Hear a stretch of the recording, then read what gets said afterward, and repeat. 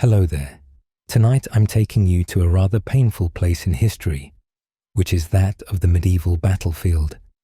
Whether you think you could or couldn't last in the middle of thousands of swinging swords, swooping arrows, and even crude homemade weapons is soon to be determined.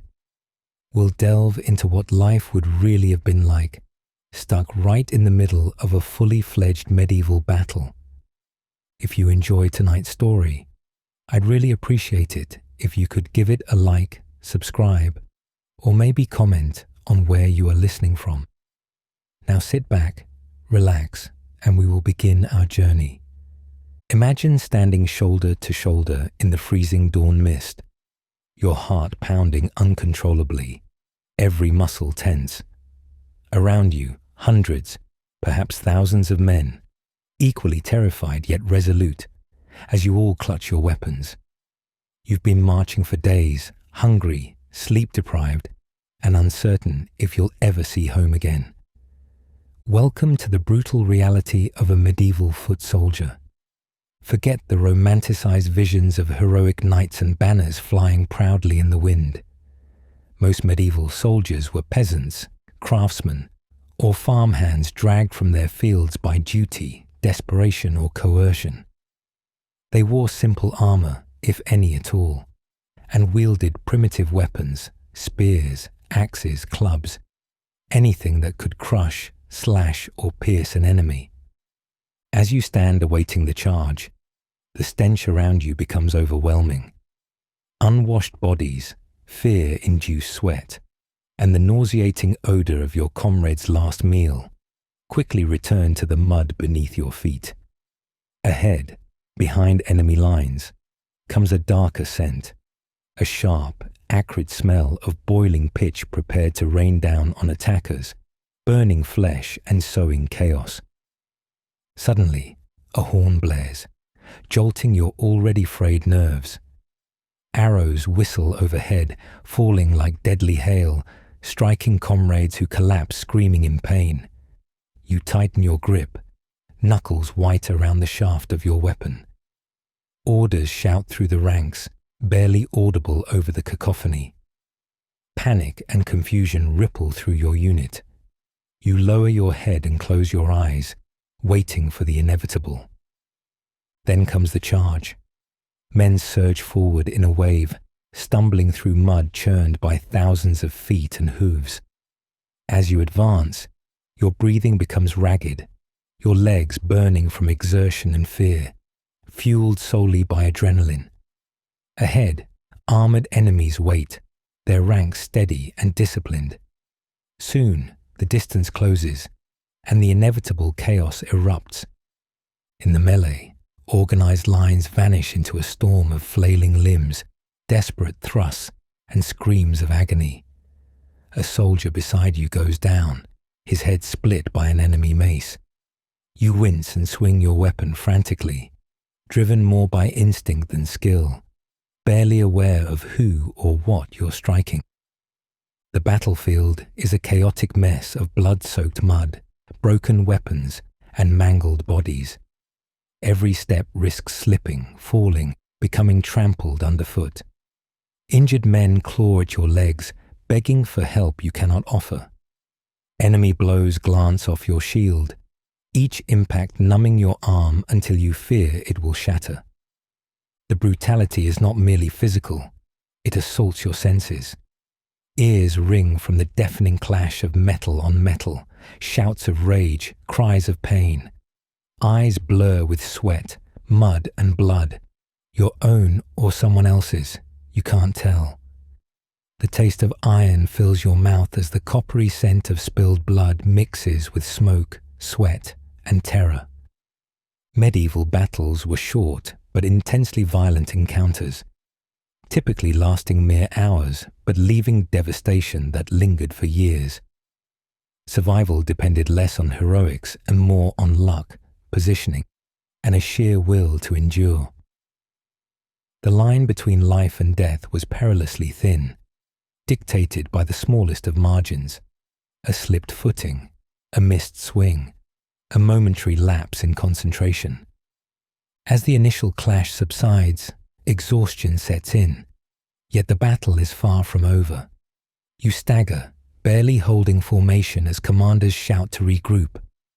Around you, surviving comrades, equally battered and bloodied, try to catch their breath. Many stare blankly ahead, mentally shattered by the trauma of combat. Despite popular portrayals, glory was rarely part of a foot soldier's experience.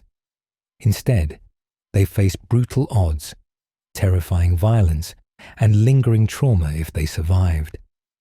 Many veterans would carry psychological scars long after physical wounds healed, haunted by memories, plagued by nightmares, never entirely leaving the battlefield behind.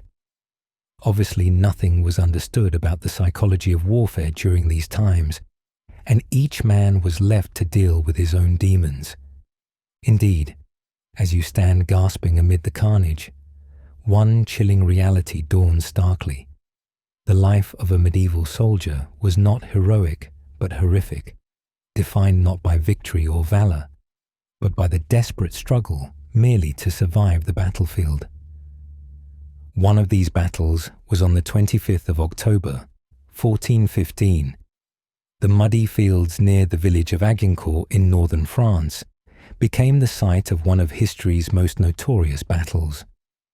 Often celebrated for its miraculous English victory, the reality of the battle was far from glorious for those who fought in it.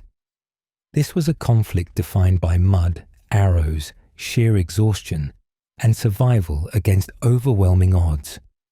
You awaken in the cold pre-dawn hours, stiff from lying in the damp, chill ground of northern France. You're a longbowman, one of thousands deployed by the English King Henry V. Around you, men groan and cough, shivering beneath woolen cloaks soaked by days of incessant rain. Your stomach twists painfully. Food has been scarce, morale low. Rumours whisper through the ranks.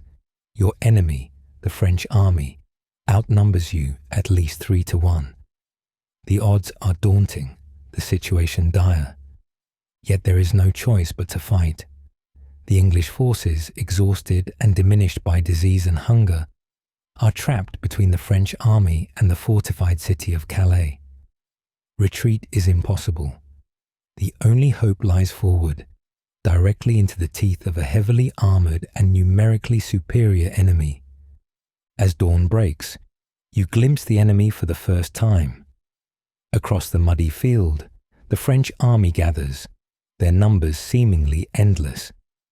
They are heavily armoured knights, professional soldiers, well-fed and well-equipped. Confidence radiates from their ranks, born of numerical superiority and battlefield experience. Your own ranks, thinner and weary, are filled with silent prayers and whispered curses. The English commander, King Henry, strides among his troops, rallying men with confident speeches that mask his own anxieties. The English battle plan relies heavily on the longbow, your weapon, a devastatingly powerful instrument capable of piercing armour at close range. Each archer carries dozens of arrows, meticulously crafted to kill or maim, their tips sharpened to deadly points. You ready your bow, fingers trembling slightly, aware that your performance will directly influence your survival. The muddy ground underfoot, saturated by relentless rain, poses its own threat. Maneuvering will be treacherous for foot soldiers, nearly impossible for heavily armoured knights. The signal comes. Archers advance cautiously, planting sharpened stakes into the ground to form a defensive barrier. Each stake, angled toward the enemy, aims to deter cavalry charges. The air thickens with anticipation. You look around at your comrades' pale faces, sensing their desperation. None of you signed up for glory. Many simply sought escape from poverty or punishment for petty crimes. Suddenly, a horn blasts from the French lines, echoing ominously across the battlefield. French cavalry charge forward, the ground shaking beneath their thundering hooves. Fear pulses through your veins as you raise your bow, eyes narrowed, breath held. At the command, you release your first volley of arrows. Hundreds of shafts whistle through the air, darkening the sky momentarily. Horses and riders tumble to the ground, impaled by your missiles. Chaos spreads rapidly through the French ranks. Yet, the French advance continues, undeterred by initial casualties. Now infantry, heavily armoured men-at-arms, begin their slow, determined approach. The muddy terrain, churned by cavalry and incessant rainfall, quickly proves disastrous. Men slip and stumble, becoming easy targets for English archers. You fire volley after volley, muscles burning from exertion, fingers numb from gripping the bowstring. Each arrow you release is both hope and horror, knowing you bring death, but also desperately seeking your own survival. Hours pass, though time loses all meaning amid the noise, pain, and constant fear. Fatigue sets in deeply. Your arms grow heavy, your aim less steady. Still, the French press forward, driven by pride and confidence that their numbers will ultimately overwhelm the English. Then, almost imperceptibly, momentum shifts. French forces falter, becoming bogged down in deep mud, exhausted and hindered by heavy armour. Panic spreads through their ranks as English infantry, lightly armoured and more manoeuvrable, counter-attack fiercely. Swords clash, axes swing, men scream. You continue firing arrows, supporting your comrades locked in desperate melee combat. Finally, after what feels like an eternity, the French lines break completely. Soldiers retreat in disarray, abandoning equipment, wounded comrades, and shattered morale. Against all odds, the English emerge victorious. Yet, as the cheers erupt around you, celebration is brief and tempered. The battlefield is a gruesome scene, littered with thousands of dead and wounded. Men scream in agony, their injuries grotesque and beyond treatment. Blood seeps into the mud, mixing into a grisly soup of violence. The Battle of Agincourt, often romanticized in tales of valor and heroism, was ultimately an exercise in survival. For those who fought, victory brought little joy, overshadowed by memories of fear, brutality, and the haunting sight of friends dying violently beside them. For every miraculous escape, countless others lay dead or dying, silent reminders that medieval warfare offered little glory, only relentless horror. As you survey the grim aftermath, one truth resonates deeply. Surviving a medieval battlefield required much more than courage or strength. It demanded incredible luck, resilience, and the grim determination to endure horrors beyond imagining. Long after swords were sheathed and banners furled, medieval battlefields remained silent witnesses to the horrors once enacted upon them. Beneath the tranquil fields and forgotten meadows, hidden evidence lies buried, waiting to reveal stark truths about the brutal realities of warfare. Archaeological excavations have uncovered countless mass graves and skeletal remains, providing a grim, unromanticized glimpse into the lives and deaths of medieval soldiers.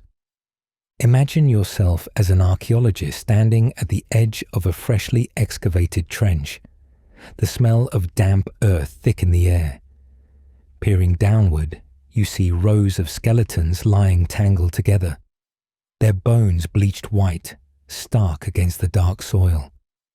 These remains are not just artifacts, but powerful reminders of lives cut short in violence. Each skeleton tells a story: broken bones, missing limbs, skulls shattered by blunt trauma or pierced by sharp blades. The evidence paints a vivid picture of medieval warfare's harsh brutality. Far from neatly staged scenes in paintings or films, Battles often ended in chaotic melees where soldiers endured horrific wounds from axes, maces, swords, arrows, and spears. The human body, no matter how resilient, could rarely withstand such savage injuries. Consider the remains found at the site of the Battle of Towton, fought in 1461 during the English Wars of the Roses. Archaeologists unearthed a mass grave containing the skeletons of dozens of soldiers, revealing chilling insights into their violent ends. Many skulls bore severe cranial injuries from heavy weapons such as war hammers and axes, indicating blows powerful enough to crush bone and cause immediate death. Others showed signs of multiple wounds, suggesting sustained attacks or desperate struggles for survival in the battle's final moments. Similar discoveries at other battlefield sites reinforce the grim realities soldiers faced. At Visby, Sweden, a battle in 1361 left behind mass graves containing armor-clad skeletons riddled with weapon-inflicted injuries. Many of these men died brutally, their armor providing little protection against the relentless assault. Bones reveal fractures from heavy impacts, slices from edged weapons, and piercing wounds consistent with arrowheads. The visceral nature of these injuries underscores how fleeting survival could be amidst medieval combat's chaos. The placement and arrangement of bodies within mass graves also provide telling insights. Soldiers were often buried hastily, with minimal ceremony or respect. Bodies were sometimes stacked indiscriminately, a reflection of both urgency and exhaustion following battle. Archaeological findings highlight the harsh practicalities of medieval warfare. Armies had neither the time nor resources to bury the dead respectfully. Consequently, battlefields became places of mass interment, grimly practical but devoid of honor or dignity. Examining these skeletal remains further reveals the harsh living conditions soldiers endured even before the battlefield claimed their lives. Analysis of bones often shows signs of chronic malnutrition, disease, and physical strain. Soldiers, particularly foot soldiers drawn from peasant classes, faced hardships long before ever setting foot on a battlefield. Poor nutrition weakened their bodies, making them more vulnerable in combat. Many carried pre-existing injuries or infections, compounding their chances of death in battle. Beyond physical trauma, archaeology sheds light on the emotional and psychological toll of medieval warfare. Excavations sometimes uncover personal artifacts, small keepsakes, religious tokens, or personal jewelry. These items hint at the soldier's humanity and the personal loss felt by families and communities back home. The discovery of rosaries or amulets clasped tightly in skeletal hands speaks volumes about soldiers' desperate hope and fear as they faced imminent death. The archaeological record starkly contrasts the romanticized notions of medieval warfare perpetuated by later generations. Battles were not glorious, but harrowing experiences marked by terror, suffering, and brutal death. Survivors carried deep physical and psychological scars, while the dead were consigned to anonymous, mass graves. Archaeological discoveries also highlight the impersonal nature of medieval warfare. Many soldiers remained unidentified, forgotten by history, and lost to their families forever. The bones of ordinary foot soldiers are often indistinguishable, their stories lost beneath layers of earth and time. Only their wounds remain, silent yet eloquent witnesses to their final moments of violence and desperation. Standing above the trench, examining the remains of soldiers long dead, a sobering realization dawns. Survival in medieval warfare required more than courage or strength. It depended on luck, resilience, and sheer tenacity in the face of overwhelming brutality. The skeletons lying silently in the ditch bear testament to battle's gruesome reality, reminding us vividly that glory was rarely present on the medieval battlefield, only pain, fear, and death. So perhaps you wish to be a glorious knight instead of a foot soldier or archer. Well, medieval knights have long been romanticized as noble warriors clad in shining armor, embodying ideals of chivalry, bravery, and honor. Yet, beneath the polished veneer of armor and tales of valor lies a far grimmer reality, one of suffocating weight, restricted movement, painful injuries, and the constant threat of internal bleeding. Imagine yourself as a knight, preparing for battle in the early hours of the morning. Attendants carefully dress you in your armor, piece by piece. A padded gambeson first, providing minimal cushioning against blows, followed by mail. A heavy mesh of interlocking rings designed to deflect slashes, but offering little protection from crushing impacts. Finally, plate armor encases your body, an assemblage of heavy steel pieces meticulously crafted to guard vital organs. Yet, the armor's protection comes at a price. It's unbearably heavy, often weighing upwards of 60 pounds, and restricts your movement severely. Every step feels laborious, every gesture restrained. The helmet, vital for protecting your head, severely limits your vision and muffles sound. Breathing becomes difficult, each breath strained through narrow ventilation slits. Before even stepping onto the battlefield, you're already uncomfortable and sweating profusely despite the cool air. Now, as you mount your horse, an additional challenge arises. Maneuvering in armor requires intense strength and stamina. The weight places immense strain on your body, especially during prolonged combat. Knights often trained rigorously to build the strength needed to endure hours wearing heavy armor. Still, nothing fully prepares you for the crushing exhaustion and pain you'll experience in battle. As you charge into combat, adrenaline temporarily masks your discomfort. The clash is deafening, metal against metal, hooves pounding, and screams of the wounded. Despite your armor's formidable appearance, its protection is far from absolute. Direct hits from heavy weapons like war hammers, maces, or poleaxes transmit devastating force through armor. While your steel casing might prevent a blade from penetrating, it does little to cushion the crushing blows. Bones fracture beneath the armor. Internal organs suffer bruising and bleeding. Medieval physicians knew little about internal injuries, often unable to diagnose or effectively treat wounds hidden beneath armor. Many knights survived the immediate battle only to succumb later to unnoticed internal bleeding or infections resulting from untreated internal trauma. Survivors carried lifelong impairments, chronic pain, joint problems, and restricted mobility due to improperly healed bones. Consider the Battle of Crécy in 1346, where heavily armoured French knights charged repeatedly into devastating volleys of English arrows. Despite their armour, many fell from wounds caused by arrows penetrating gaps or by sheer force of impact.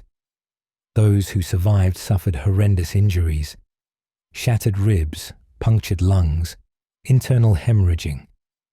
Painful, slow deaths far removed from the glorious images depicted in popular literature. Furthermore, something you probably haven't thought of is heat, which was another deadly adversary for armoured knights. On hot days, wearing thick armour could quickly lead to heat exhaustion or heat stroke. Battles fought under the blazing sun saw knights collapsing, not from enemy blows, but from the oppressive heat inside their metal casings. Dehydration and overheating significantly reduced effectiveness and increased vulnerability to fatal mistakes. Also, psychologically, the burden of knighthood could be equally crushing. Knights were expected to embody bravery, honor, and prowess. Expectations often impossible to meet in the chaotic brutality of real combat. The stark contrast between romantic ideals and harsh reality left many knights psychologically scarred. Modern analyses suggest many knights exhibited symptoms consistent with what we now recognize as PTSD. Nightmares, anxiety, uncontrollable shaking, and severe depression plagued survivors, their suffering invisible behind layers of armor and outward displays of strength. Moreover, knights frequently faced extreme financial pressures. Maintaining armor, horses, and weaponry was costly, requiring substantial resources. Many knights entered battles not merely for glory, but to avoid ruin, driven by debts incurred from maintaining their social status. The battlefield thus became a desperate gamble, a high-stakes game where losing could mean death, but not taking part, financial devastation. Surviving as a knight meant enduring physical agony, emotional trauma, and relentless societal pressures. Armor, though protective, was far from invincible, turning each battle into a grueling trial of endurance and willpower. Far from a romantic figure of legend, the medieval knight was a man constantly grappling with pain, fear, and vulnerability beneath his shining exterior. In examining the true knightly experience, the stark reality emerges. Medieval warfare provided little glory. Instead, knights faced relentless suffering, hidden injuries, and psychological torment. Armor offered protection but also exacted a severe toll, transforming every battle into a punishing ordeal of physical agony and emotional turmoil. Glory, for most knights, was fleeting, survival uncertain, and the true cost immeasurable. When envisioning medieval warfare, it's common to picture open battles, heroic charges, and epic clashes. However, sieges were equally brutal, often more prolonged, and frequently more devastating for soldiers and civilians alike.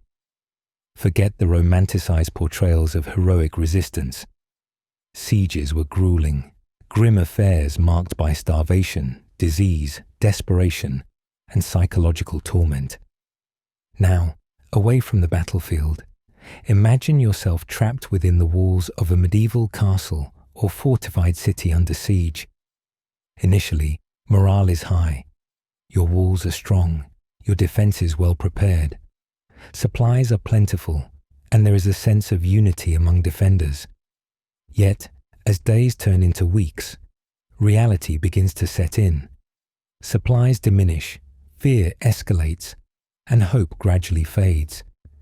Food shortages become your first harsh reality. Initially, rations are manageable, though increasingly limited. Soldiers and civilians alike suffer hunger, weakening steadily as each day passes without relief.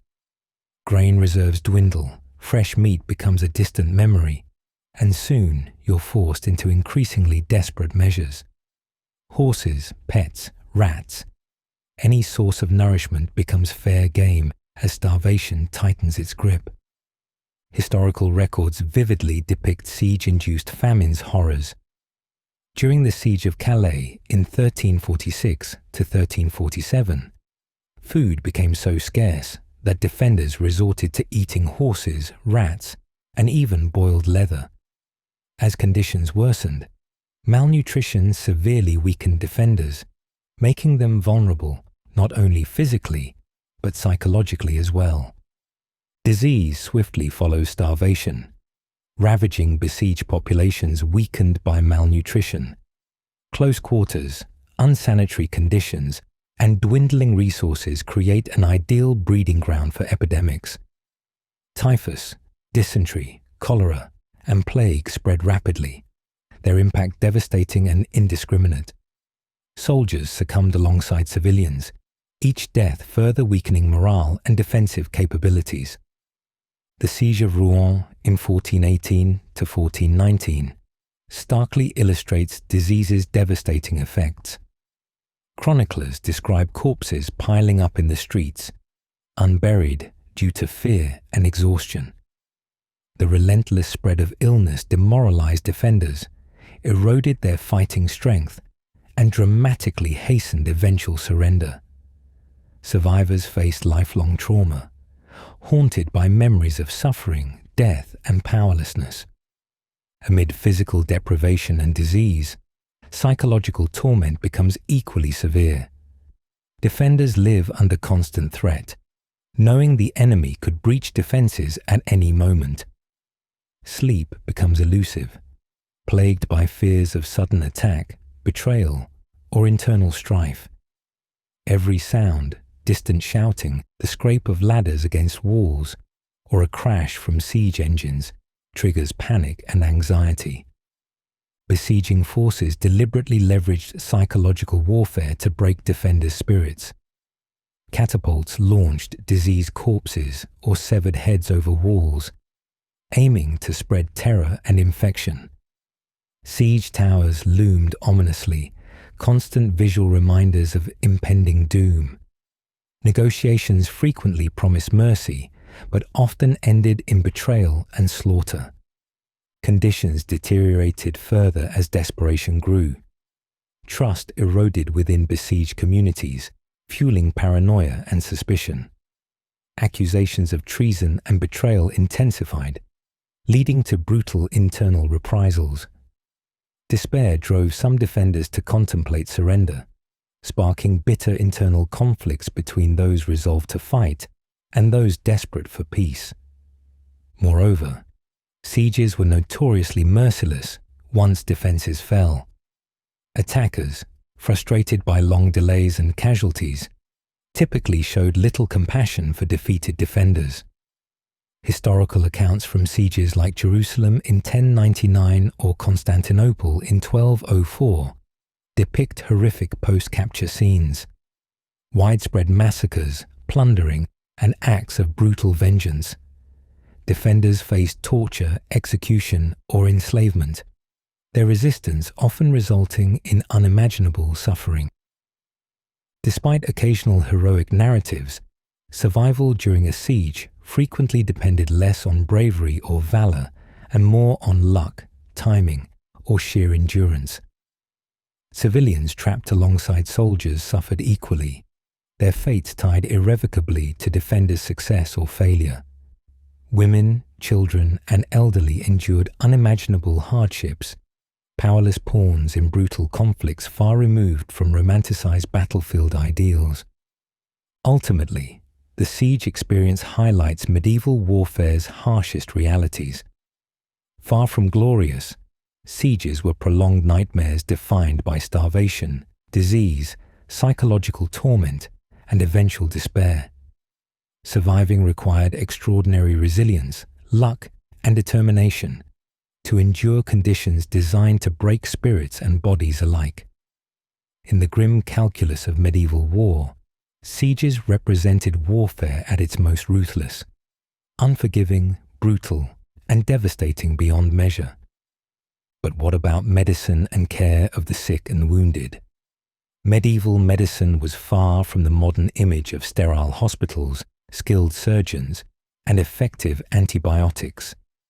Instead, it was a grim and often brutal affair characterized by primitive techniques, superstition, and limited understanding of anatomy and disease. Surviving a medieval battlefield was often only the first hurdle. The subsequent medical treatments could be equally lethal. Picture yourself wounded on a medieval battlefield, lying in the mud, your body racked with pain from a severe injury, perhaps a deep sword slash, an arrow embedded deeply in your flesh, or a shattered limb from a crushing blow. Your survival depends on prompt medical attention, yet the battlefield conditions make even basic medical care a challenge. Fellow soldiers may hastily drag you to a nearby makeshift hospital, a tent or simple structure where overworked and undertrained surgeons struggle to cope with the influx of injured. Upon arrival, the scene is chaotic and terrifying. Moans and screams fill the air as injured soldiers writhe in agony, awaiting treatment. Blood-soaked straw litters the floor, and the stench of blood, sweat, and infection is overpowering. Medical practitioners, often referred to as barber surgeons, move hurriedly from patient to patient, their hands and instruments contaminated from previous procedures. The concept of hygiene or infection control is largely unknown, significantly increasing your risk of complications. Your injury is examined hurriedly. The barber surgeon's knowledge of anatomy and physiology is rudimentary at best, derived from limited texts, folk remedies, and trial and error experience. Treatments rely heavily on traditional practices such as bloodletting, cauterization, and amputation, often performed with inadequate or non-existent anesthetics. You're acutely aware of the upcoming pain and the uncertainty of survival. If your wound is a puncture or embedded arrow, the extraction process alone can be excruciating. Medieval arrowheads were often barbed, designed explicitly to cause extensive internal damage upon removal. Surgeons, lacking finesse, typically resorted to brute force or crude instruments, causing additional trauma and increasing the likelihood of infection. Removal often worsened your injury, transforming a potentially survivable wound into a life-threatening condition. Infections were rampant and frequently fatal. Without knowledge of bacteria or germ theory, medieval healers attributed infections to humoral imbalances or supernatural causes. Treatments, therefore, often involved useless or harmful practices. Wounds might be packed with herbs, dung, or ointments that did nothing to prevent infection, and sometimes actively introduced harmful bacteria. Infected wounds quickly became septic, leading to gangrene or systemic infections, conditions almost invariably fatal without modern antibiotics. One particularly gruesome but common treatment was cauterization, intended to seal wounds and stop bleeding by burning flesh with heated irons or boiling oil. This procedure caused excruciating pain, often inducing shock or unconsciousness. It was frequently ineffective at preventing infection, merely delaying the inevitable spread of harmful bacteria throughout the body.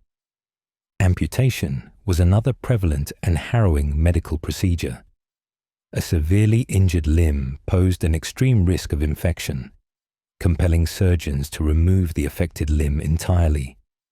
Without anesthesia, patients endured unimaginable agony, restrained forcibly by assistants as the surgeons sawed through flesh and bone with primitive tools.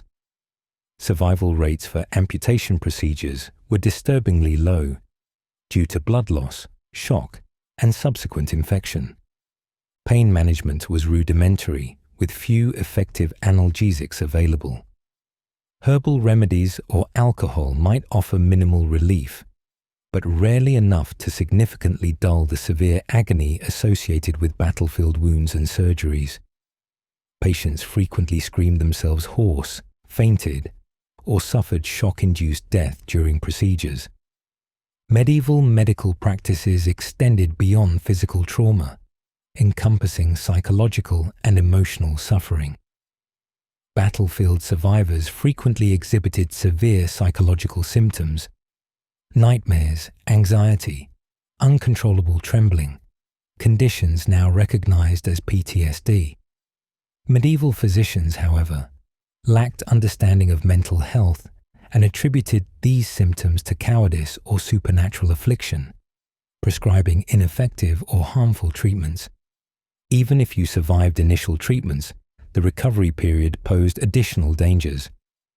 Medieval hospitals, if they existed, were overcrowded, filthy environments where diseases spread rapidly. Food was scarce, care minimal, and sanitary conditions non-existent. Wounds easily reinfected, diseases proliferated, and many patients who survived battlefield trauma succumbed to secondary illnesses or complications during recovery. Survival often hinged on luck, resilience, and sheer endurance rather than medical intervention. Those fortunate enough to recover frequently endured lifelong disabilities, lost limbs, chronic pain, limited mobility that severely impacted their ability to return to normal life. The physical and psychological scars of medieval warfare persisted long after the battles ended, permanently altering survivors' lives. Ultimately, medieval medicine highlights another brutal reality of warfare in the Middle Ages. Far from modern healthcare's reassuring professionalism, medieval medical care was a terrifying ordeal, characterized by excruciating pain, primitive treatments, high infection rates, and low survival odds. Surviving the battlefield was only the first test. Enduring medieval medical practices was another harrowing battle entirely, underscoring once again the merciless realities of medieval warfare. While physical injuries sustained on the medieval battlefield were gruesome and harrowing, the psychological wounds soldiers suffered were equally devastating. These invisible scars often lingered long after the battlefield had been cleared, profoundly impacting survivors' lives and communities. Medieval warfare, far from being a noble or romantic endeavor, was a crucible of trauma, anxiety, depression, and lasting psychological torment. Imagine surviving a fierce medieval battle, the immediate danger having passed, only to realize that the true battle had just begun, within your own mind. Soldiers returning from combat frequently experience severe psychological distress, symptoms now recognized as post-traumatic stress disorder, PTSD. Medieval society, however, had little understanding or sympathy for these invisible injuries, often labeling sufferers as weak, cowardly, or possessed by evil spirits. Historical accounts, chronicles, and contemporary writings vividly describe psychological trauma among medieval soldiers. Symptoms included vivid nightmares, anxiety attacks, uncontrollable trembling, severe depression, social withdrawal, and emotional numbness. Survivors frequently experience flashbacks, reliving traumatic battlefield experiences repeatedly, unable to escape memories of violence, fear, and death. The medieval soldier faced constant psychological stress before, during, and after battle. Leading up to combat, anxiety was heightened by anticipation, fear of death or injury, and the overwhelming sense of helplessness and uncertainty. During battle, soldiers were exposed to intense, continuous stress, forced to witness horrific injuries, deaths of friends, and engage in acts of brutal violence. The sensory overload, screams, sights of mutilation, smell of blood, deeply embedded these traumatic memories into survivors' psyches. After returning from combat, survivors often struggled to reintegrate into civilian life. The stark contrast between the violent chaos of warfare and the relative peace of home life created profound psychological dissonance. Veterans frequently found themselves alienated, unable to relate to family or friends who hadn't shared their traumatic experiences. Isolation compounded mental health issues, leading many veterans towards self-destructive behaviors, substance abuse, or even ending their own lives. Medieval records suggest soldiers suffering from psychological trauma were commonly misdiagnosed or mistreated. As we have discussed, contemporary medical knowledge attributed mental illness to supernatural causes or imbalances in bodily humors. Treatments, therefore, range from ineffectual to actively harmful. Soldiers might be subjected to bloodletting, exorcisms, or confinement, treatments that exacerbated rather than alleviated their suffering. The Siege of Orleans in 1429 provides stark examples of the psychological toll warfare exacted. Chronicles recount survivors experiencing debilitating psychological effects, including chronic insomnia, hallucinations, and severe emotional distress. Soldiers who had withstood the siege and subsequent battles were reportedly haunted by traumatic memories for years afterward, unable to find peace or normalcy in their lives. The medieval concept of chivalry, glorifying bravery, honor, and stoicism, further compounded soldiers' psychological suffering.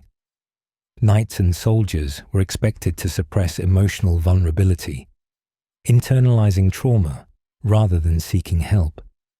Admitting fear, anxiety, or emotional pain was considered disgraceful, prompting soldiers to suffer silently rather than risking social stigma or ridicule. This cultural expectation deepened emotional distress, trapping soldiers in cycles of self-blame, shame, and psychological isolation. Moreover, medieval warfare's relentless brutality often blurred moral lines, forcing soldiers into actions they found deeply distressing or morally repugnant. Historical accounts describe soldiers grappling with guilt, shame, and moral injury resulting from committing atrocities, witnessing war crimes, or participating in acts of extreme violence. Such experiences profoundly damage soldiers' psychological well-being, prompting lifelong struggles with self-hatred, remorse, and internal conflict. Additionally, medieval soldiers frequently faced survivors' guilt, haunted by the deaths of comrades. Soldiers questioned their survival, tormented by thoughts of friends who had died in battle. This guilt exacerbated symptoms of depression, anxiety, and suicidal thoughts, further isolating veterans from society. Without effective treatments or understanding, survivors carried these emotional burdens indefinitely, overshadowing their lives with lingering pain and regret. The impact of psychological trauma extended beyond individuals, affecting entire communities and families. Veterans returning home emotionally scarred disrupted family dynamics, strained relationships, and contributed to widespread societal issues such as domestic violence, alcoholism, and chronic poverty. Medieval society's failure to recognize or adequately address psychological trauma perpetuated cycles of suffering, silently undermining community stability and social cohesion. In examining the psychological toll of medieval warfare, it becomes evident that survival entailed more than merely escaping physical death or injury. The invisible wounds inflicted upon soldiers' minds represented another brutal dimension of medieval combat, relentless, pervasive, and devastating in its own right. These psychological injuries remained hidden, often ignored or misunderstood, yet their impact was profound, shaping individual lives and communities long after swords had been sheathed and battles had ended. The invisible scars of medieval warfare endured, haunting survivors and communities alike, revealing yet another dark truth about the realities of war in the Middle Ages. While the clashing of swords and roaring of battle dominate popular depictions of medieval warfare, the logistical backbone that sustained these armies is often overlooked. However, understanding the realities of medieval military logistics, how armies were fed, armed, moved, and managed, reveals yet another harsh and often deadly dimension of life on the medieval battlefield. Imagine you're a soldier in a campaign army during the 13th century. Before you can even reach the battlefield, you're already facing a slow, grueling ordeal. Mobilizing thousands of troops isn't as simple as marching in a straight line. Roads are poor or non-existent, terrain unpredictable, and transport extremely limited. Armies move at the speed of the slowest wagon or sickest man, often crawling forward at barely 10 miles a day, You carry most of your gear on your person: weapons, rations, and a few personal items. If you're lucky, you may have a pack horse, but most foot soldiers walk, day after exhausting day. In good weather, it's merely tiring. In rain or snow, it's a muddy, freezing nightmare. Food must be gathered from the surrounding countryside, which often means confiscation or outright looting from local villages, sowing resentment and potential uprisings in your wake. Feeding an army is one of the most difficult tasks medieval commanders face. Supply lines are fragile, slow, and vulnerable to ambush. There are no canned goods or preserved meals, only what can be carried or sourced along the way. You eat hard, stale bread, salted meat, if you're fortunate, or gruel, if you are not. Water is unclean and frequently causes illness. Malnutrition is common, and dysentery or food poisoning can cripple entire units. Historical accounts show just how disastrous poor logistics could be. During the Seventh Crusade, 1248 to 1254, King Louis IX of France lost thousands of men not in battle, but to starvation and disease. His army, bogged down in Egypt, simply ran out of food. Horses died en masse. Soldiers turned to eating grass, leather, and vermin. More died from logistical failure than from enemy weapons. Then there's the matter of arming and equipping an army. Unlike modern standing armies, medieval forces were largely ad hoc, raised quickly from vassals, mercenaries, and peasant levies. Each soldier was expected to provide his own arms and armor, or be equipped by his lord. Quality varied wildly. A knight might have finely crafted plate and sword, while a levy might wield a rusted scythe and wear nothing but padded cloth. Weapons broke constantly, especially during extended campaigns. Replacements were rare and expensive. Many soldiers carried backup weapons, knives or axes repurposed from farming tools. Archers might run out of arrows, siege engineers out of rope or pitch. Logistics officers scrambled to maintain weapon stockpiles and organize resupply caravans, which were slow, vulnerable, and often late. Fatigue and illness also plagued medieval armies. Soldiers marched in filthy conditions, slept outdoors or in overcrowded quarters, and rarely bathed.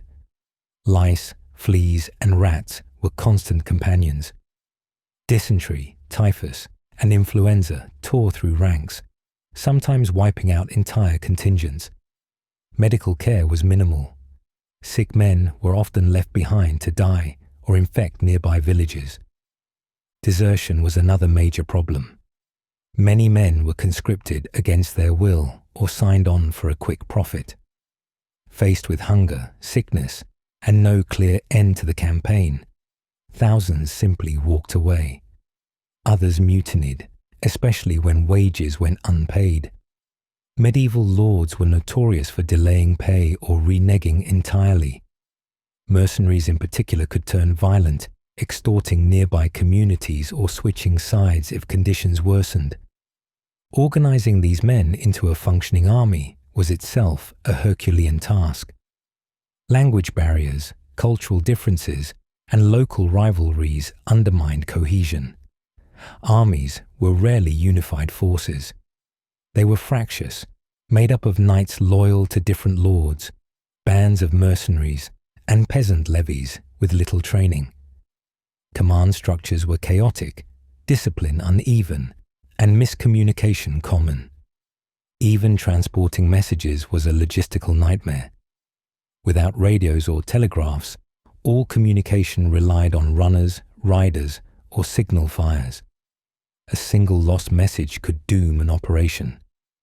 Orders took days to reach distant units. Tactical coordination on the battlefield was crude at best at times, non-existent. Siege warfare added another layer of complexity.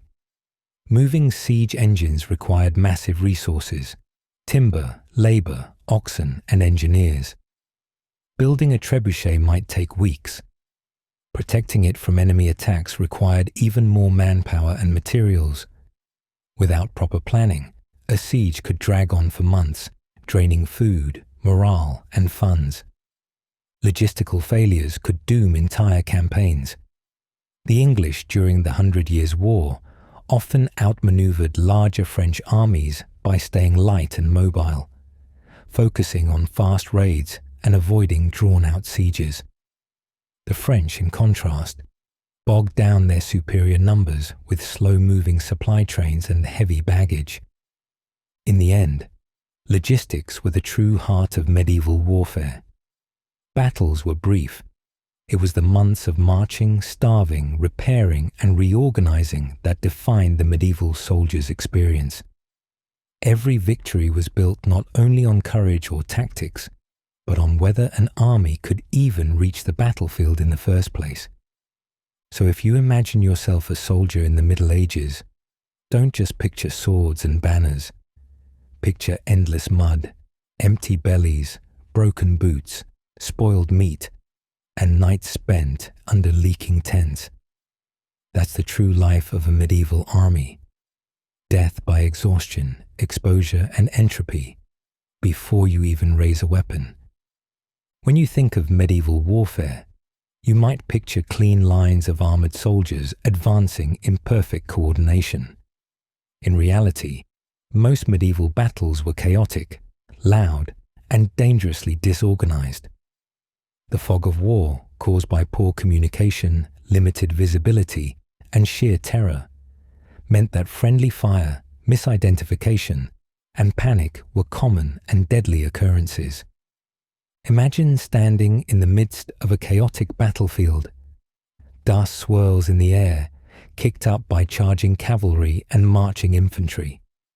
Smoke from burning wagons and flaming arrows clouds your vision. The screams of men and horses, the crash of metal on metal, and shouted commands in multiple dialects overwhelm your ears. You're told to hold formation, but who's giving the orders? And can you even see your commander in the frenzy? Unlike in modern warfare, medieval commanders had no reliable means of real-time communication. There were no radios or flags detailed enough to convey nuanced commands. Orders were shouted, signaled with horns or hand gestures, or passed down the line verbally. In the chaos of battle, these methods often failed. A message might be misunderstood, garbled, or never delivered at all. One unit might charge while another retreats. One group might believe reinforcements are arriving, only to discover they've been abandoned. Friendly fire was another constant danger. Archers, for example, released volleys of arrows over the heads of their own men. But wind, poor timing, or movement could easily result in arrows falling short, injuring or killing Allied troops. Longbowmen and crossbowmen sometimes had to shoot blind over hills or fortifications, making errors even more likely. There are recorded instances, such as at the Battle of Barnet in 1471, where units mistook their allies for enemies in the morning mist and launched deadly attacks against their own side. Armour and heraldry were meant to identify soldiers, but they were far from foolproof. Mud, blood, and damage quickly obscured crests and colours. In the thick of melee, where visibility was low and emotions high, even the subtlest miscue could prove fatal.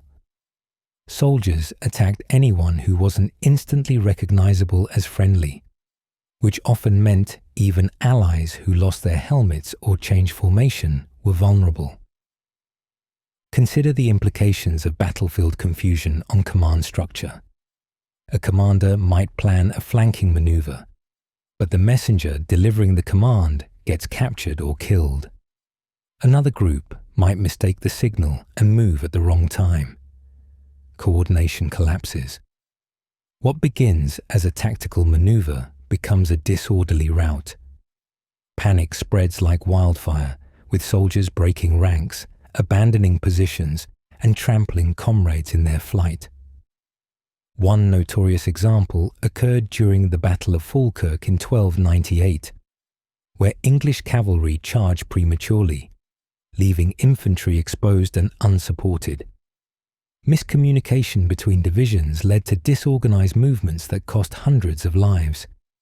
In another case, at the Battle of Towton in 1461, driving snow blinded combatants and caused entire units to lose orientation, leading to disastrous friendly engagements. And what of night battles or storms? Darkness was a nightmare for medieval armies. Without artificial lighting or clear visual markers, night attacks were essentially blind. Troops couldn't see enemy positions, let alone distinguish friend from foe. Commanders generally avoided night engagements for this reason, but sometimes were forced into them by necessity or desperation, leading to confusion, disorder, and catastrophic losses. Even within the camp, disarray reigned. Soldiers came from different regions, spoke different dialects or languages, and owed loyalty to different lords.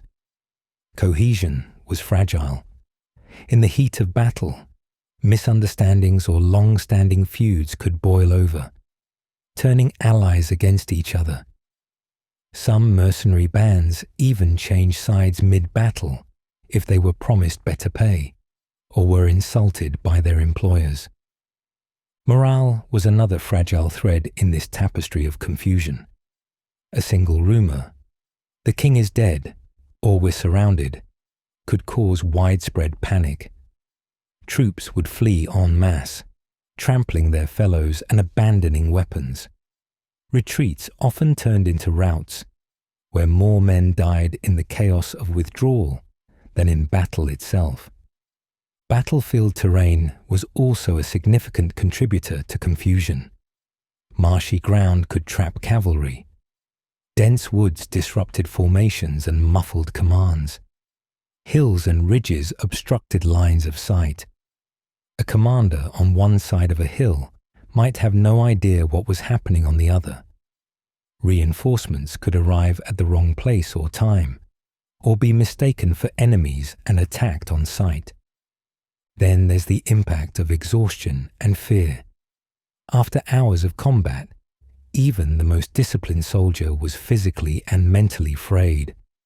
Tired troops reacted slower, misheard commands, and became more susceptible to panic. Many battlefield disasters were caused not by superior enemy tactics, but by tired soldiers making simple mistakes at the worst possible moments. Ultimately, the medieval battlefield was less a place of strategic brilliance and more a maelstrom of uncertainty, where communication often failed, coordination collapsed, and chaos ruled. Death came not just from the enemy, but from your own side, from an archer loosing an errant arrow, from a comrade who mistook your helmetless head for that of an enemy, or from the sheer confusion that turned strategy into catastrophe. In this storm of mud, blood, and shouting, you didn't need to be weak or unskilled to die. You just had to be in the wrong place at the wrong moment, and in a medieval battle, that moment could come at any time. But what if you survived the battle? You're bruised, bloodied, and bone-weary. Around you lies a shattered landscape of trampled earth, discarded weapons, and mangled bodies. Crows circle overhead. The moaning of the dying echoes faintly through the smoke. Yet your ordeal is far from over. The battlefield may have quieted, but for the survivors, a whole new set of brutal realities begins. Welcome to the grim aftermath of medieval warfare. The first post-battle priority for many was looting. Dead soldiers were stripped of valuables, coins, weapons, armor, clothing. For the impoverished peasant soldier, a dead man's sword or a noble's purse could mean the difference between poverty and a brief taste of wealth. Looting was technically frowned upon, sometimes even banned. but it was widely practiced and often encouraged informally by commanders hoping to reward their men without spending coin. This practice, however, quickly descended into desecration. Corpses were often mutilated to extract armor or jewelry, with fingers hacked off to remove rings, or faces peeled back to inspect for hidden coin pouches. Dead horses were butchered for meat. Those too injured to move were sometimes left to die, or worse, were finished off by looters eager to get their hands on unbroken equipment. For the nobility, a different fate awaited. Captured knights and nobles were often worth far more alive than dead. The practice of ransoming was well established and provided a lucrative income for victors. A wealthy knight or lord might be held for months or even years until his family paid a handsome sum for his return. High-value captives were sometimes treated relatively well, fed, clothed, even kept in comfort. Though this depended entirely on their captor's character and financial ambitions. But for the average soldier, there was no ransom. If captured, you could be enslaved, executed, or conscripted by the enemy. If you had no noble birth or wealth to offer, you were expendable. Some captives were forced to fight against their former comrades under threat of death. Others were marched away into years of forced labor in distant lands. Even if you made it home, what awaited was often bleak. The physical injuries were only part of it. A lost hand, a shattered leg, or deep wounds might never heal properly, especially without effective medical care.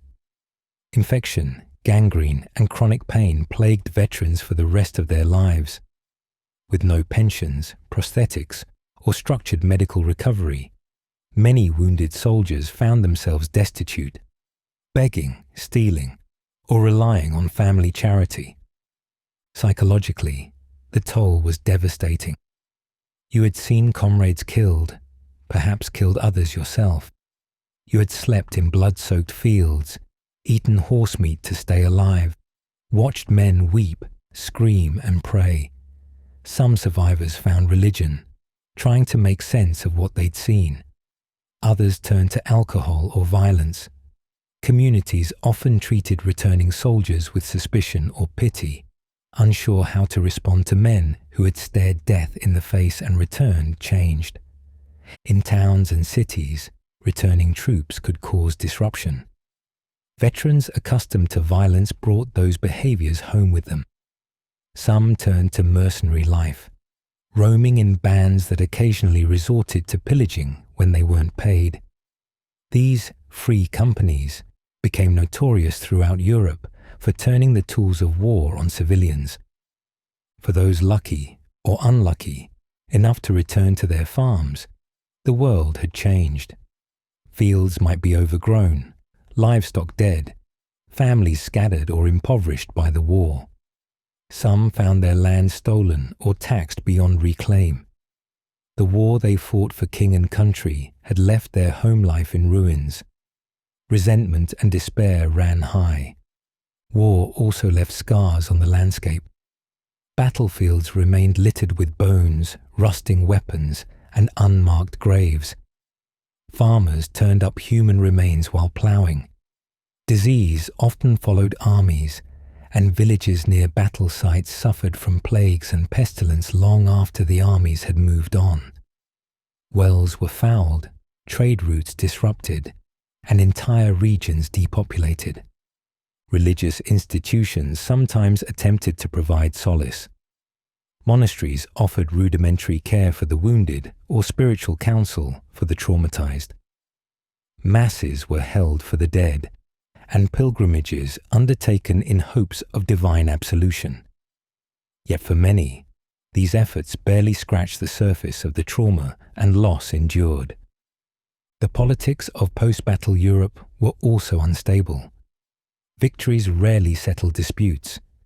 Instead, they spawned new power struggles, fresh feuds, and retaliatory campaigns. A battlefield win could shift the balance of power temporarily, but true peace remained elusive. Rulers consolidated gains with brutality. Rebellions simmered. Treaties were broken as quickly as they were signed. Ultimately, the end of battle was not the end of suffering. For the medieval soldier, survival was merely the beginning of a long, uncertain road, one marked by pain, poverty, and lingering trauma. Glory, if it ever existed, faded quickly in the face of hunger, disease, and societal neglect.